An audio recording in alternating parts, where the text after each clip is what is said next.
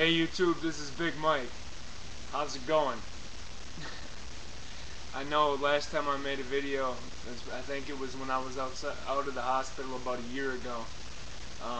Right now it's, let me check this out. It's Saturday, January 7th, 2012. Yeah, it's been almost a year. Well, as you can see, I'm no longer 700 pounds. Yeah, I don't know what else to say here, but alright, I'm gonna start off way back when the last video I just watched. I haven't been on YouTube in a long time. It's I don't know why. I got a girlfriend afterwards. I moved on from that girlfriend to another girlfriend and another girlfriend after that. Just been busy, my bad, and been trying to lose weight. I probably should have did videos for your guys' purposes, you know, so you could see me go through the change. But anyway, here is my video, and I am here, and I'm alive, and I'm healthy so far. I'm 1 year out almost. January 18th will be my 1 year surgery. I mean, I dropped hundreds of pounds since then. As you can see in my other videos, I went down 50, 100, I mean, just all kinds of weight. I'm down to 230 pounds. 228 to 230 I fluctuate. I believe the last video I was like 550. And believe me, this did not happen overnight. Like you can see, it's been 1 year. Throughout that year, I've had a lot of problems. You know, not necessarily a lot of problems. Actually, it went pretty smoothly as far as, you know, them cutting my stomach and me losing weight. As you can see, I do look like a totally different person, but I'm not a different person. I'm the same person I always was, and I always will be the same person. I'm actually getting ready in February 1st to have a planectomy. It's a removal of excess skin, and then they're doing 5 surgeries all at one time. My insurance will only pay for my midsection, my abdomen. That's my tummy, the sides of my tummy, and my back. It's like a butt lift. But they will not pay for the arms or legs as of yet. I haven't tried, but my doctor says they won't pay for it. And he says he's tried before and they won't. But no, he's never had a patient that lost as much weight as I have. Like I said, I was, in one of the videos, my first videos, I said my highest recorded weight was 699. That's not true. I went to one of the doctors that I went to when I was big, and I saw the scale of my weight loss, and it started at 703 pounds. So I was 703 pounds. I don't even know how much it is. 703 minus... Let's figure it out, matter of fact.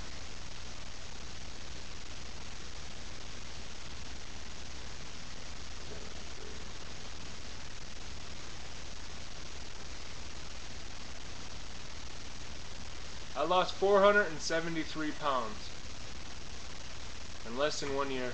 I know that's not healthy, right? You're probably thinking that. My doctor said I was doing everything right. My blood sugar's good. All my vitamins are good. My labs, I went the other day to get my 1 year surgery labs checked, and there was a metabolic panel like this that they took from me. I mean, just different tags for different vials of fluid they had to take.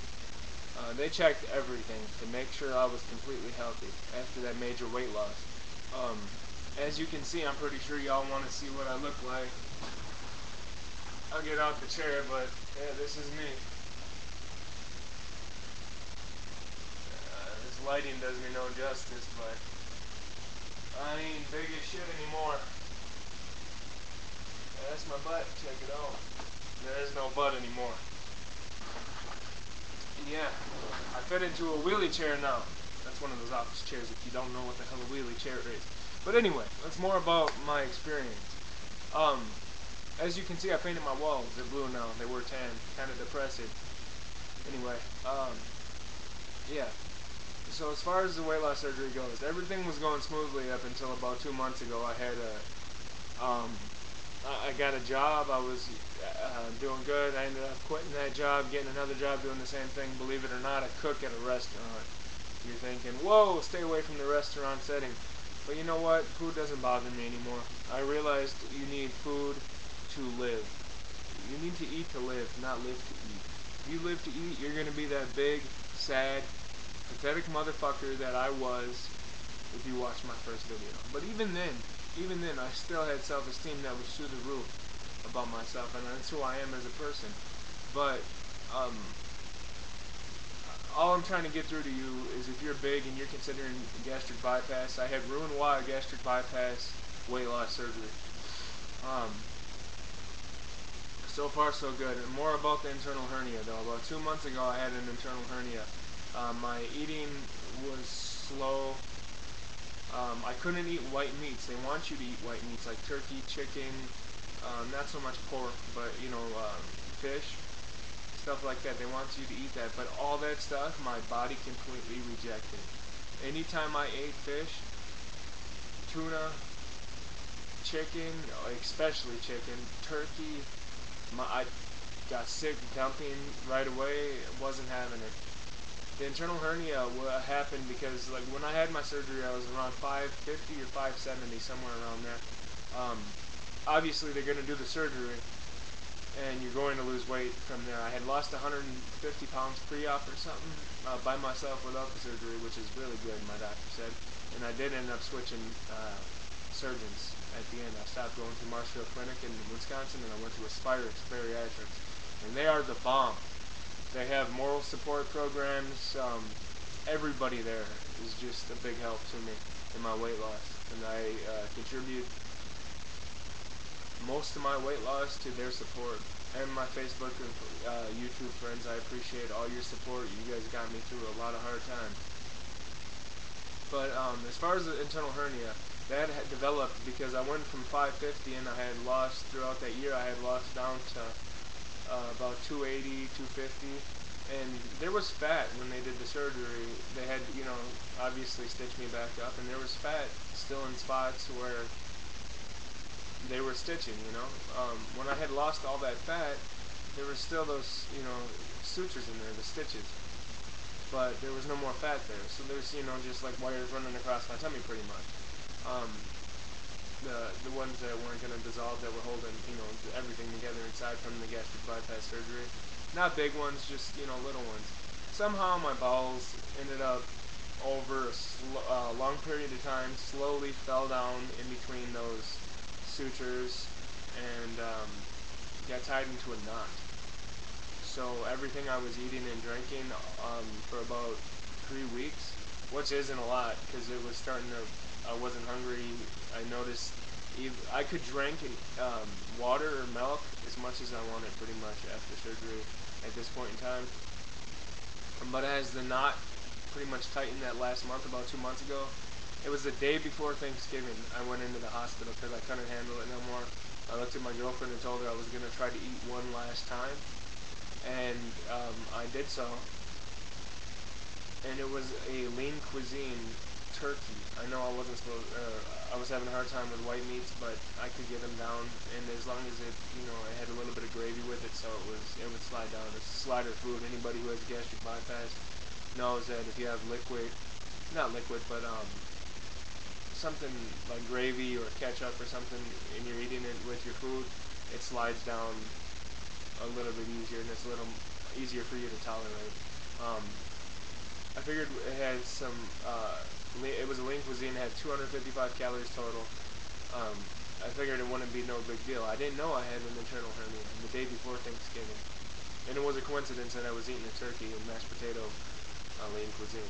But it was the only thing I had eaten and wanted to eat. I even tried drinking milk and water. At this time, it was hurting as it went down.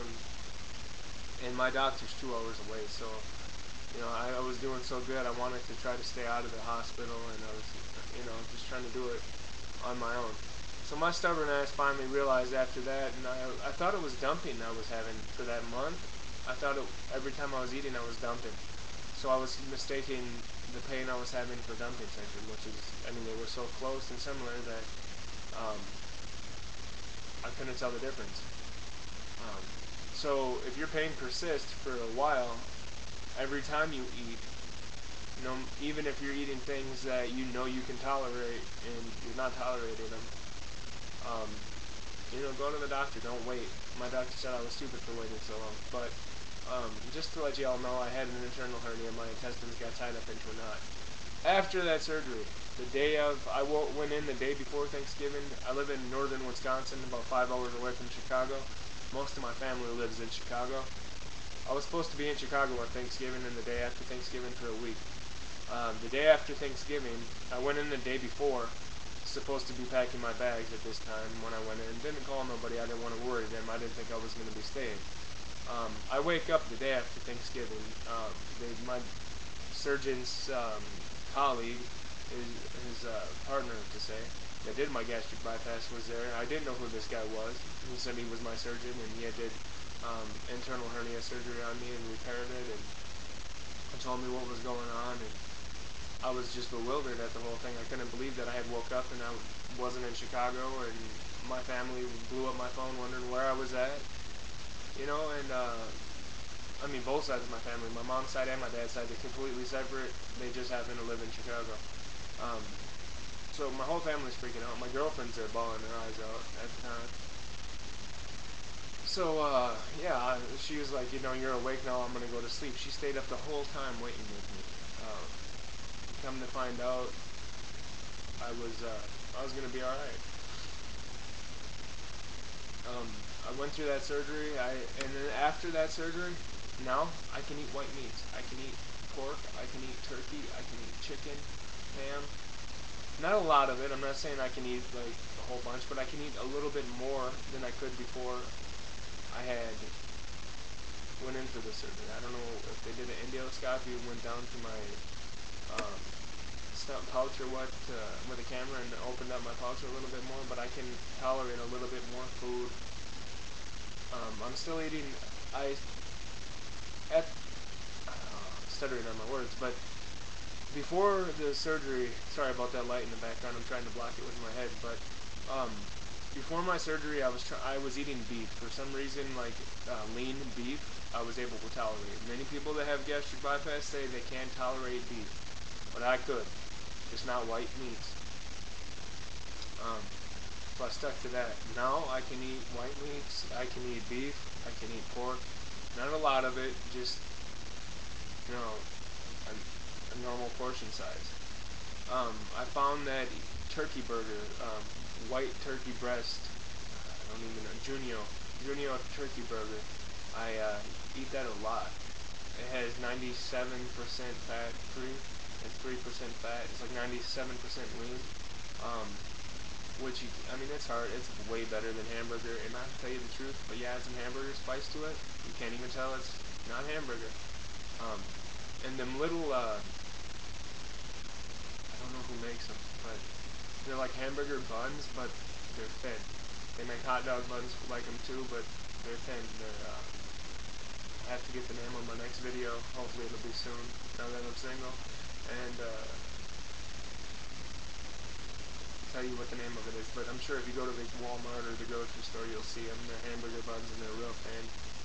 I eat that with the burger. The bread, I can eat 2 pieces of bread as long as it's toasted, and as long as I have ketchup with the burger. If I eat like a regular burger or 2 pieces of bread, I can do it, but that's about it.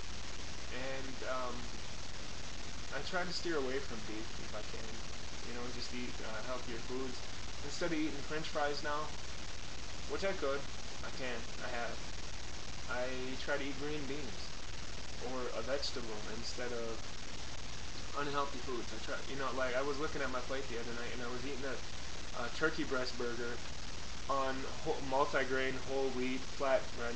I don't know what this bread is called, but they're really thin pieces of bread with green beans. Normally it would have been a really big double cheeseburger with bacon, the double bacon cheeseburger, with a big pile of French fries before the surgery.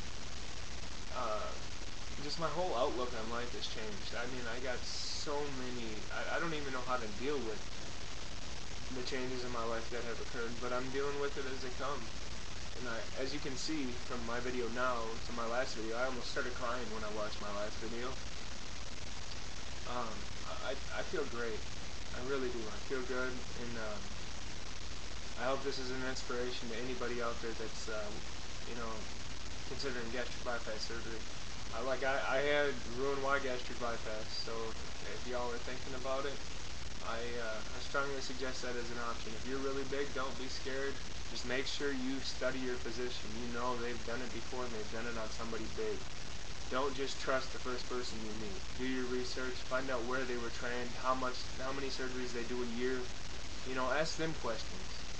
You're letting them cut you. You're letting them cut you open and do a surgery on you. Just because your insurance might be paying for it, somebody's paying them to do it. So consider it like a job interview when you go to meet your patient or your surgeon and their nursing staff. You want to make sure they have a good nursing staff because their nursing staff is everything. When they're not there, their nurses are